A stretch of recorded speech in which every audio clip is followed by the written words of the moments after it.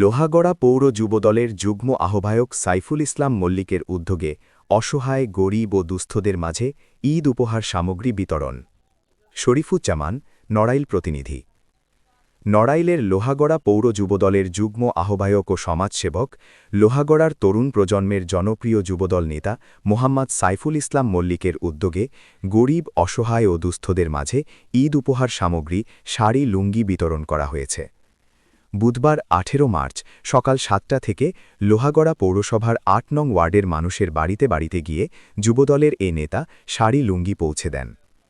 ঈদ উপহার সামগ্রী বিতরণকালে অন্যান্যের মধ্যে উপস্থিত ছিলেন লোহাগড়া পৌরসভার ৮ নং ওয়ার্ড যুবদলের সাধারণ সম্পাদক মোহাম্মদ মিজানুর রহমান, ৮ নং ওয়ার্ড শ্রমিক দলের সভাপতি মোহাম্মদ রাজা শিকদার, লোহাগড়া উপজেলা ছাত্রদলের আহ্বায়ক কমিটির সদস্য ও লোহাগড়া উপজেলা ছাত্রদলের সাধারণ সম্পাদক প্রার্থী মোহাম্মদ শরীফুল ইসলাম লায়ন, ছাত্রদল নেতা কাজী নাইম হোসেন সহ প্রমুখ।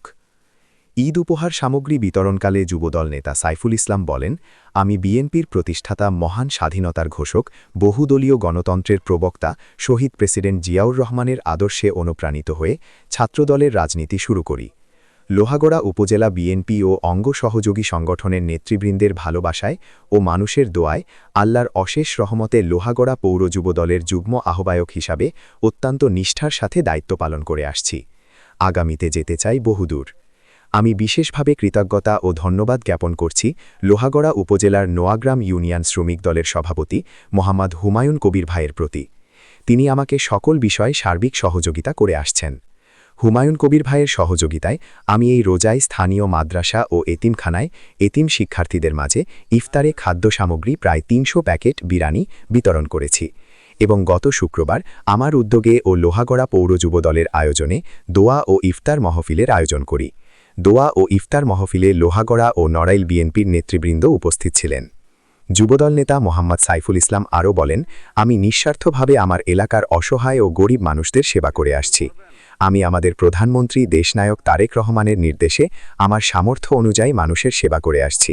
আমি আমার দলের নেতাকর্মীদের নিয়ে সামনে চলতে চাই। আমি সকলের দোয়া ও সহযোগিতা কামনা করছি। ঈদ উপহার সামগ্রী পেয়ে অসহায় ও গরিব মানুষেরা যার পর্নায় খুশি। আমরা অর্থনৈতিক সহযোগিতা পেয়েছি নোয়াগ্রাম ইউনিয়ন শ্রমিক দলের সভাপতি মোহাম্মদ হুমায়ুন কবির ভাই। হুমায়ুন কবির ভাই আমাদের পাশে যে লোহাগড়া উপজেলা ছাত্রদলের আহ্বায়ক সদস্য লায়ন কাজী, লায়ন আছে, যেখানে লায়ন কাজী আছে, আমাদের সকলের জন্য দোয়া করবে না? খুশি হয়েছেন?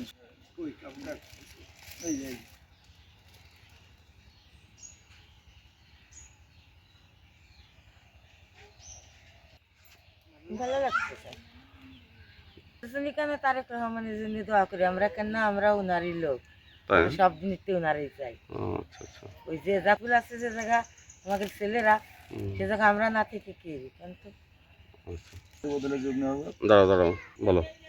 আমি লোহাগড়া পৌর যুবদলের যুগ্ম আহ্বায়ক মোহাম্মদ সাইফুল ইসলাম। আমি এই যে ঈদের সামগ্রী দিচ্ছি এবং ইফতার পার্টিতে যা কিছু করেছি এলাকাবাসীর জন্য, আমার পিছন থেকে সহযোগিতা করেন নোয়াগ্রাম ইউনিয়ন শ্রমিক দলের সভাপতি মোহাম্মদ হুমায়ুন কবির ভাই। তার জন্য সকলে দোয়া করবেন।